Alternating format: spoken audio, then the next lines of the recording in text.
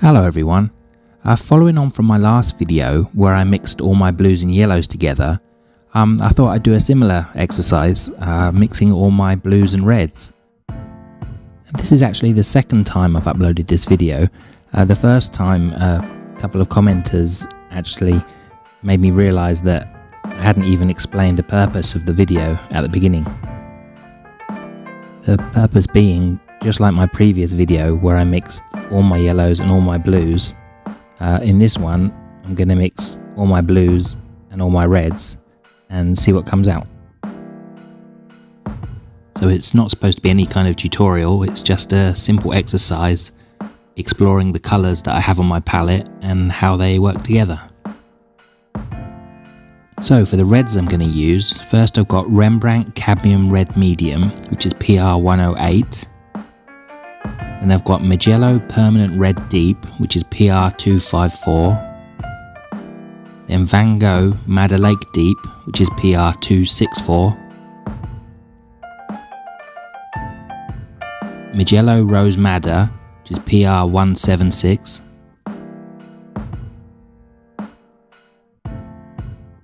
Van Gogh Quinacridone Rose, which is PV 19.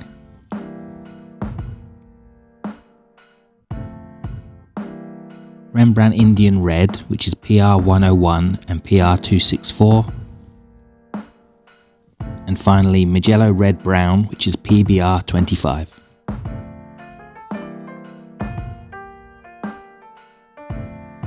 And then down the side I've got all the blues. So I've got Cotman Intense Blue, which is PB 15.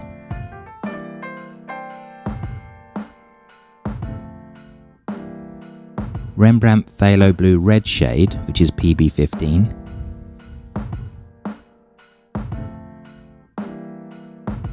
Magello Prussian Blue, which is PB 27.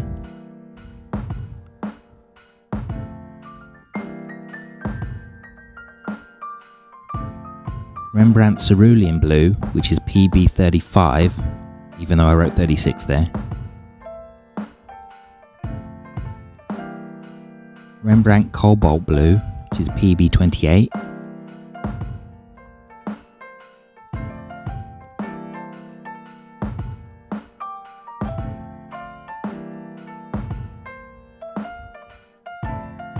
Rembrandt Ultramarine Deep, PB 29. And finally Rembrandt Indanthrene Blue, which is PB 60.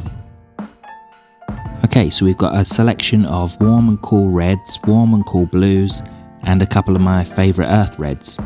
So now I'm going to start mixing, and I'm going to start by mixing each red with the Cotman Intense Blue. Nothing scientific here to these mixes, there's no set ratios, it's just mix them and see what I get.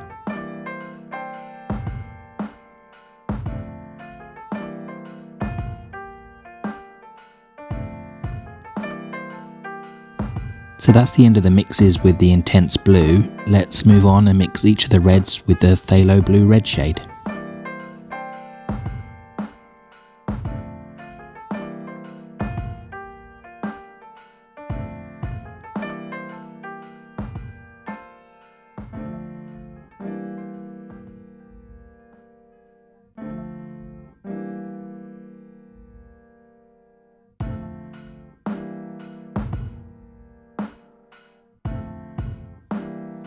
And now mix each of them with the Magello Prussian Blue.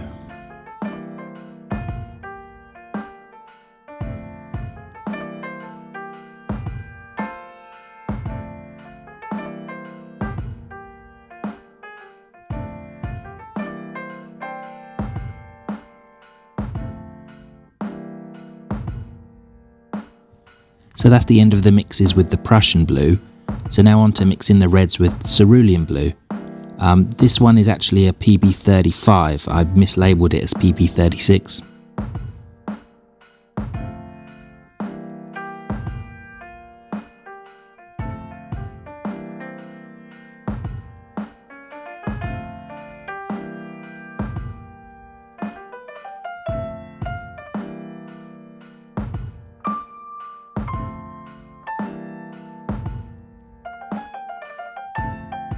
So now moving away from the cool blues, we're going to mix with Cobalt Blue, which is more of a middle blue.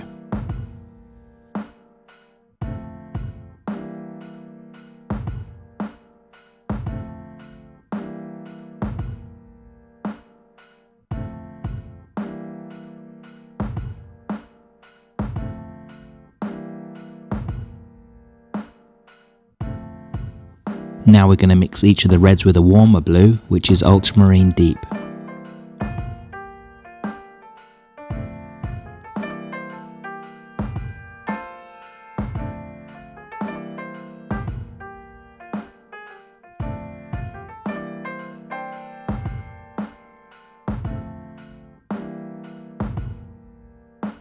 And now finally we're going to mix each of the reds with Rembrandt Indanthrene Blue.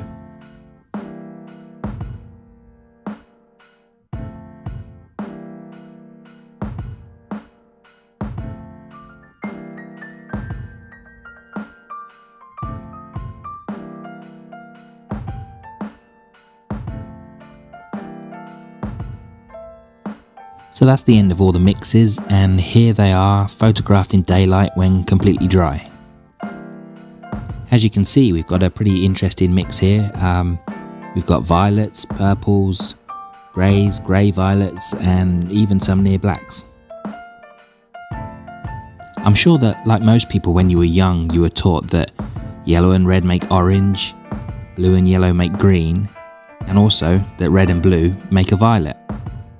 But as you can see here, that's not always the case. All watercolours have a warm and cool bias, and what that means is that each red will either lean towards orange or towards violet, and each blue will either lean towards green or towards violet, and each yellow will either lean towards green or towards orange. And it's these warm and cool biases that can hugely affect the kind of mixes you will get.